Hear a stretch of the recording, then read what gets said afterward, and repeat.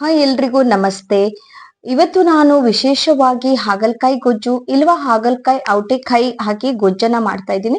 ಇದು ತುಂಬಾ ರುಚಿಯಾಗಿರುವ ಒಂದು ರೆಸಿಪಿ ಅಂತ ಹೇಳ್ಬೋದು. ಸ್ವೀಟು, ಹುಳಿ, ಖಾರ ಮೂರು ಮಿಕ್ಸ್ ಆಗಿರುವ ಒಂದು ಕಾಂಬಿನೇಷನ್ ಅಲ್ಲಿ ಮಾಡಿರುವಂತಹ ಒಂದು ಗೊಜ್ಜಾಗಿರುತ್ತೆ. ತುಂಬಾ ಚೆನ್ನಾಗಿರುತ್ತೆ.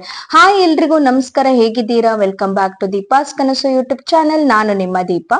ಇವತ್ತು ನಾನು ಆಲ್ರೆಡಿ ಹೇಳ್ದಾಗೆ ಔಟೆಕಾಯಿ ಮತ್ತೆ ಹಾಗಲಕಾಯಿ ಹಾಕಿ ಒಂದೊಳ್ಳೆ ಗೊಜ್ಜನ್ನ ರೆಡಿ ಮಾಡ್ತಾ ಇದ್ದೀನಿ. ಈ ಔಟೆಕಾಯಿನ ನನ್ ಮನೆಯಲ್ಲೇ ಬೆಳ್ಕೊಂಡಿತ್ತು. ನಾನು ಊರಿಗೆ ಬಂದೆ, ಸೊ ಅಲ್ಲಿ ಮರ ಇತ್ತು. ಆ ಮರದಲ್ಲಿ ತುಂಬಾ ಔಟೆಕಾಯಿ ಆಗಿತ್ತು. ಅಲ್ಲಿಂದನೇ ಕೊಯ್ದು ನಾನು ಔಟೆಕಾಯಿ ನನ್ಗೆ ಎಷ್ಟು ಬೇಕೋ ಅಷ್ಟನ್ನ ತಗೊಂಡೆ. ನೋಡಿ, ಈ ರೀತಿ ಗೊಂಚಲು ತರ ಔಟೆಕಾಯಿ ಬಿಟ್ಟಿದೆ ಈ ಸಲ. ಮಾತ್ರ ತುಂಬಾ ಚೆನ್ನಾಗಿದೆ. ನಿಮ್ಗೆ ಅದೇ ಔಟೆಕಾಯಿನ ಹೊರಗಡೆ ತಗೋಬೇಕು ಅಂದ್ರೆ ಒಂದ್ 5 ರೂಪಾಯಿ ಇರತ್ತೆ, ಇಲ್ಲ ಮಿನಿಮಮ್ ಒಂದು 5 ರೂಪಾಯಿ, ಇಲ್ಲ ತುಂಬಾ ಕಡಿಮೆ ಏನಾದ್ರು ಇತ್ತಂದ್ರೆ ಕೆಲವೊಮ್ಮೆ 2 ರೂಪಾಯಿಗೂ ಸಿಗತ್ತೆ. ತುಂಬಾ ಸಿಗತ್ತೆ ಅಂದ್ರೆ, ಇಲ್ಲಾಂದ್ರೆ ಈ ರೀತಿ ಇರತ್ತೆ. ತುಂಬಾ ಚೆನ್ನಾಗಿರತ್ತೆ ಈ ಔಟೆಕಾಯಿ ಗೊಜ್ಜನ್ನ ಹಾಕಿ ಮಾಡೋದ್ರಿಂದ. ನನ್ಗೆ ಇಲ್ಲಿ ಮನೇಲೆ ಇತ್ತಲ್ವಾ, ನನ್ಗೆ ಎಷ್ಟು ಬೇಕು ಅಷ್ಟು ಔಟೆಕಾಯಿನ ನಾನು ಕಟ್ ಮಾಡ್ಕೊಂಡು ಮರದಿಂದ ತಗೊಂಡೆ.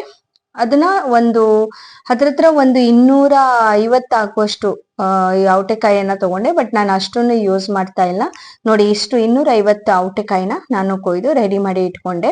ಇದ್ರ ಮೇಲ್ಗಡೆ ಕಪ್ ಕಪ್ ಕಾಣಿಸುತ್ತೆ ಅಲ್ವಾ, ಅದನ್ನೆಲ್ಲ ನೀವು ಸ್ಪೂನು ಇಲ್ಲ ಒಂದು ಬ್ರಷಿನ ಸಹಾಯದಿಂದ ತಗೊಳ್ಳಿ.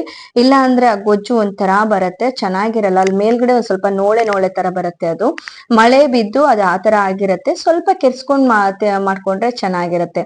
ಅದನ್ನ ತಗೊಂಡ್ ಬಂದು ನೀಟಾಗಿ ನೀರಲ್ಲಿ ತೊಳೆದು ಅದನ್ನೆಲ್ಲ ಕೆರ್ಸಿ ತೆಕ್ಕೊಂಡ್ಬಿಡಿ. ವಿಡಿಯೋ ಲೆಂತ್ ಆಗುತ್ತೆ ಅಂತ ತೊಳೆಯೋದನ್ನೆಲ್ಲ ತೋರಿಸಿಲ್ಲ ನಾನು. ತೊಳೆದಾದ್ಮೇಲೆ ಈ ರೀತಿ ಕಲ್ಲಿದ್ರೆ ಕಲ್ಲಿನ ಸಹಾಯದಿಂದ, ಇಲ್ಲ ನಿಮ್ಗೆ ಯಾವ್ದ್ರಲ್ಲಿ ಗುದ್ಕೊಳಕ್ ಆಗತ್ತೆ ಅದನ್ನ ಜಜ್ಬೇಕು. ಸ್ವಲ್ಪ ಜಜ್ಬೇಕು. ಜಜ್ಜಿದಾಗ ಅದು ಗೊಯಿಟ್ ಅಂತ ಹೇಳ್ತೀವಲ್ಲ, ಅದೆಲ್ಲ ಸ್ವಲ್ಪ ಸಾಫ್ಟ್ ಆಗಿ ಬಿಡತ್ತೆ. ಆವಾಗ ನೀವು ಅದರಿಂದನೂ ಕೂಡ ಪೀಸ್ ಪೀಸ್ ಮಾಡ್ಕೋಬಹುದು, ಇಲ್ಲ ಹಾಗೇನು ಕೂಡ ಬಿಟ್ಕೋಬಹುದು. ಆ ಸಿಪ್ಪೆ ಸಮೇತ ಯಾವುದೂನು ಇಲ್ಲಿ ಔಟೆಕಾಯಿ ಬಿಸಾಡುವಂಗಿಲ್ಲ. ಗೊಯಿಟು ಮತ್ತೆ ಅದರ ಸಿಪ್ಪೆ ಎಲ್ಲದೂನು ಕೂಡ ಯೂಸ್ ಮಾಡ್ಕೋಬೇಕಾಗತ್ತೆ. ಅದನ್ನ ನೀವು ಈ ರೀತಿಯಾಗಿ ಮಾಡ್ಕೊಳ್ಳಿ. ಅದನ್ನ ಬೇಕಾದ್ರೆ ಇನ್ನೂ ಸಪರೇಟ್ ಕೂಡ ಮಾಡ್ಕೋಬಹುದು. ಅದನ್ನ ಮಾಡ್ಕೊಳ್ಳಕ್ಕೆ ಮಸಾಲೆ ನೋಡೋಣ. ನಾನಿಲ್ಲಿ ಒಂದು 10 ಟೀ ಸ್ಪೂನ್ ಆಗುವಷ್ಟು ಧನಿಯಾ ಕಾಳು, ಹಾಗೆ 2.5 ಟೀ ಸ್ಪೂನ್ ಆಗುವಷ್ಟು ಉದ್ದಿನ ಬೇಳೆ, ಇದೆಲ್ಲದನ್ನ ನಾನು ಹುರ್ಕೊಂಡು ರೆಡಿ ಮಾಡಿ ಇಟ್ಕೊಂಡಿರುವಂತದ್ದು. ಹಾಗೆ ಒಂದು 2 ಟೀ ಸ್ಪೂನ್ ಆಗುವಷ್ಟು ಜೀರಿಗೆ, 1 ಟೀ ಸ್ಪೂನ್ ಕಾಳ್ಮೆಣಸು, ಹಾಗೆ ಸ್ವಲ್ಪ ಒಣ ಮೆಣಸು ಬೇಕಾಗತ್ತೆ. ಅದನ್ನ ಕೂಡ ನಾನೊಂದು 70 ಒಣ ಮೆಣಸು ತಗೊಂಡಿದ್ದೀನಿ. ಇಲ್ಲಿ ಇಷ್ಟು ಮಾಡೋದಕ್ಕೆ ಒಂದು 70 ಒಣ ಮೆಣಸಿದೆ. ಇದನ್ನ ಕೂಡ ಹುರ್ಕೊಂಡು ರೆಡಿ ಮಾಡಿ ಇಟ್ಕೊಂಡಿದ್ದೀನಿ. ಅದೆಲ್ಲ ಒಂದ್ ಮಿಕ್ಸಿಗೆ ಹಾಕಿ ನೀವು ನೈಸ್ ಆಗಿ ಪೌಡರ್ ಮಾಡಿ ಇಟ್ಕೊಂಡ್ಬಿಡಿ. ಇಲ್ಲಿ ನಾನು ಮತ್ತೆ ಒಂದು ದೊಡ್ಡದಾದ ಒಂದು 4 ಈರುಳ್ಳಿಯನ್ನ ಸಣ್ಣದಾಗಿ ಕಟ್ ಮಾಡಿ ರೆಡಿ ಮಾಡಿ ಇಟ್ಕೊಂಡೆ.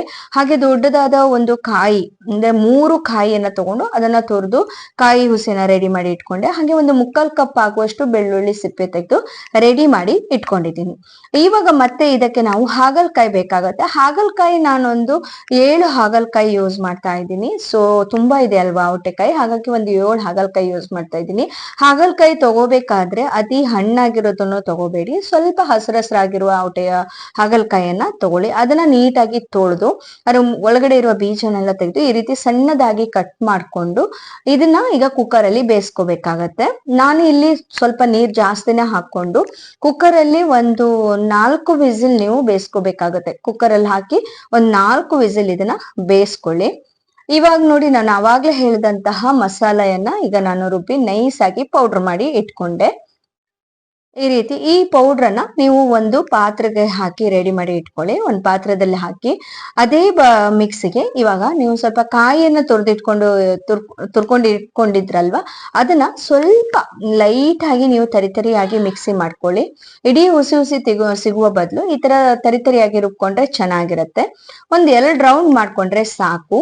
ಅತಿ ನೈಸ್ ಆಗಿಯೂ ಕೂಡ ಕಟ್ಕೋಬಾರ್ದು, ಇಷ್ಟ ಆದ್ರೆ ಸಾಕು. ಎಲ್ಲ ಕಾಯಿನ ಇದೇ ರೀತಿ ರುಬ್ಕೊಂಡು ರೆಡಿ ಮಾಡಿ ಇಟ್ಕೊಳ್ಳಿ. ಅದಾದ್ಮೇಲೆ ನಿಮ್ಗೆ ಮಾಡಕ್ಕೆ ಎಷ್ಟು ದೊಡ್ಡ ಪಾತ್ರ ಬೇಕೋ ಅಷ್ಟು ದೊಡ್ಡ ಪಾತ್ರವನ್ನ ತಗೊಂಡು ಅದಕ್ಕೆ ಸ್ವಲ್ಪ ತೆಂಗಿನ ಎಣ್ಣೆಯನ್ನ ಹಾಕಿ, ತೆಂಗಿನ ಎಣ್ಣೆ ಬಿಸಿ ಆಗ್ಲಿ. ನೋಡಿ, ಎಷ್ಟು ಬೇಕೋ ಅಷ್ಟು ತೆಂಗಿನ ಎಣ್ಣೆನ ಹಾಕಿ. ಇವಾಗ ನಾನು ಆ ಬೆಳ್ಳುಳ್ಳಿನೆಲ್ಲ ನೈಸಾಗಿ ಜಜ್ಕೊಂಡಿದ್ದೀನಿ. ಚಂದ ಮಾಡಿ ಜಜ್ಕೊಂಡ್ ಆದ್ಮೇಲೆ ಈ ಎಣ್ಣೆ ಬಿಸಿ ಆಗ್ತಾ ಇದ್ದ ಹಾಗೆ ಆ ಎಣ್ಣೆ ಜೊತೆಗೆ ಹಾಕಿ ಅದು ಬ್ರೌನ್ ಕಲರ್ ಬರೋ ತನಕ ಹುರ್ಕೊಳ್ಳಿ. ನೋಡಿ, ಇವಾಗ ಜಸ್ಟ್ ಕಲರ್ ಚೇಂಜ್ ಆಯ್ತು. ಈ ಸಮಯದಲ್ಲಿ ನೀವು ಕಟ್ ಮಾಡಿ ಇಟ್ಕೊಂಡಂತಹ ಈರುಳ್ಳಿಯನ್ನ ಹಾಕಿ ಮತ್ತೆ ಸ್ವಲ್ಪ ಫ್ರೈ ಮಾಡ್ಕೊಳ್ಳಿ. ಎಷ್ಟು ಬೇಕೋ ಅಷ್ಟು ಈರುಳ್ಳಿ ಸ್ವಲ್ಪ ಬ್ರೌನ್ ಕಲರ್ ಬರ್ತಾ ಇದ್ದ ಹಾಗೆ ನೀವು ಔಟೆಕಾಯಿ ಜಜ್ಜಿ ಇಟ್ಕೊಂಡಿದ್ದೀರಲ್ವಾ ಅದನ್ನು ಕೂಡ ಸೇರ್ಸ್ಕೋಬೇಕಾಗತ್ತೆ ಇಲ್ಲಿ. ನೋಡಿ ನಾನು ಇಷ್ಟು ಔಟಿಕಾಯಿ 200 ಔಟಿಕಾಯಿ ತಗೊಂಡಿದ್ದೀನಿ. ಅದನ್ನಷ್ಟನ್ನು ಕೂಡ ನಾನಿಲ್ಲಿ ಒಂದು ಪಾತ್ರದಲ್ಲಿ ಹಾಕಿ ಬೇಯಿಸ್ಕೋಬೇಕು. ಬೇಯೋದಕ್ಕೆ ನಿಮ್ಗೆ ಏನಿಲ್ಲ ಅಂದ್ರೂ ಒಂದು 20 ಮಿನಿಟ್ಸ್ ಬೇಕಾಗತ್ತೆ ಇದು. ಮತ್ತೆ ಬೇಸಿಕ್ಕಿಟ್ಟಿದ್ನಲ್ವಾ ಹಾಗಲಕಾಯಿ, ಅದು ಕೂಡ ರೆಡಿ ಆಯ್ತು. ಅದನ್ನು ಕೂಡ ನಾನಿಲ್ಲಿ ನೀರ್ ಹಾಕೊಳ್ತಾ ಇಲ್ಲ, ಆ ನೀರನ್ನ ಸಪ್ರೇಟ್ ಮಾಡ್ಕೊಂಡು ಹಾಗಲಕಾಯಿ ಮಾತ್ರ ಹಾಕೊಳ್ತಿದ್ದೀನಿ. ಕೆಲವರು ನೀರನ್ನು ಕೂಡ ಹಾಕೊಳ್ತಾರೆ, ಸ್ವಲ್ಪ ನೀರ್ ಇರತ್ತೆ, ಅದ್ರ ಬದಲು ಸ್ವಲ್ಪ ನೀರನ್ನ ಬೇಕಾದ್ರೆ ಸೇರಿಸ್ಕೊಳ್ಳಿ, ಸಾಕಾಗತ್ತೆ. ಹಾಗಲಕಾಯಿನ ಫುಲ್ ಹಾಕೊಂಡು ರುಚಿಗೆ ತಕ್ಕಷ್ಟು ಉಪ್ಪನ್ನ ಸೇರಿಸ್ಕೊಳ್ಳಿ. ನಾನಿಲ್ಲಿ ಬೆಲ್ಲವನ್ನ ತೊರೆದು ರೆಡಿ ಮಾಡಿ ಇಟ್ಕೊಂಡಿದ್ದೀನಿ. ಇದಕ್ಕೆ ಬೆಲ್ಲ ಒಂದು 4 kg ಆಗುವಷ್ಟು ಬೆಲ್ಲ ಬೇಕಾಗುತ್ತೆ. 4ಕ್ಕಿಂತ ಸ್ವಲ್ಪ ಜಾಸ್ತಿನೂ ಹಾಕಿದ್ರು ಚೆನ್ನಾಗಿರುತ್ತೆ. ಮಿನಿಮಮ್ ನಿಮ್ಗೆ ಒಂದು 4 kg, ನಾನಿಲ್ಲಿ 4 kg ಆಗುವಷ್ಟು ಬೆಲ್ಲ, ಇಲ್ಲ 4.5 kg ತನಕನೂ ಹಾಕೋಬಹುದು. ನಾನು 4 kg ಆಗುವಷ್ಟು ಬೆಲ್ಲವನ್ನ ಹಾಕೊಂಡು ಇದನ್ನ ಚೆನ್ನಾಗಿ ಮಿಕ್ಸ್ ಮಾಡ್ಕೋತಾ ಇದ್ದೀನಿ. ಚೆನ್ನಾಗಿ ಮಿಕ್ಸ್ ಆದ್ಮೇಲೆ ಸ್ವಲ್ಪ ಜಾಸ್ತಿ ಐಟಮ್ ಇದೆ ಅಲ್ವಾ, ಹಾಗಾಗಿ ದೊಡ್ಡ ಸೌಟನ್ನ ಯೂಸ್ ಮಾಡ್ಕೊಂಡು ಅದನ್ನ ಕೆಳಗಡೆ ಇಟ್ಟು ಮಿಕ್ಸ್ ಮಾಡ್ಕೊಂಡು ಮತ್ತೆ ನಾನು ಒಲೆ ಮೇಲೆ ಇಡ್ಬೇಕಾಗತ್ತೆ. ಮಿಕ್ಸ್ ಮಾಡಕ್ಕಾಗಲ್ಲ ಅಂತ ಕೆಳಗಡೆ ಇಟ್ಕೊಂಡಿದ್ದೀನಿ. ಸೊ ಈ ರೀತಿಯಾಗಿ ನೀವು ಮಿಕ್ಸ್ ಮಾಡ್ಕೊಳ್ಳಿ.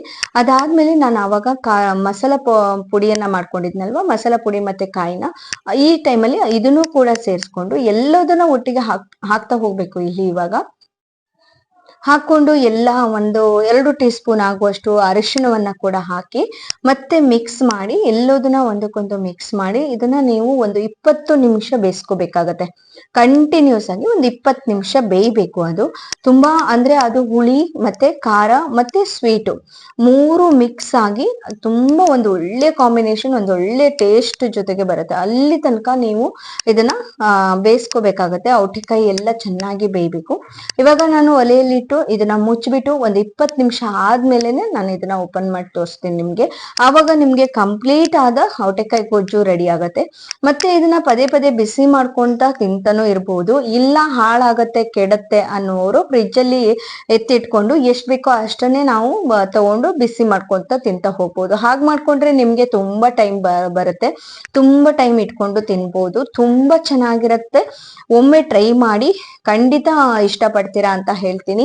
ಇವತ್ತಿನ ಈ ವಿಡಿಯೋ ನಿಮ್ಗೆಲ್ರಿಗೂ ಇಷ್ಟ ಆಯ್ತು ಅಂತ ಭಾವಿಸ್ತೀನಿ. ಇಷ್ಟ ಆದ್ರೆ ಒಂದೇ ಒಂದು ಲೈಕ್ ಮಾಡಿ.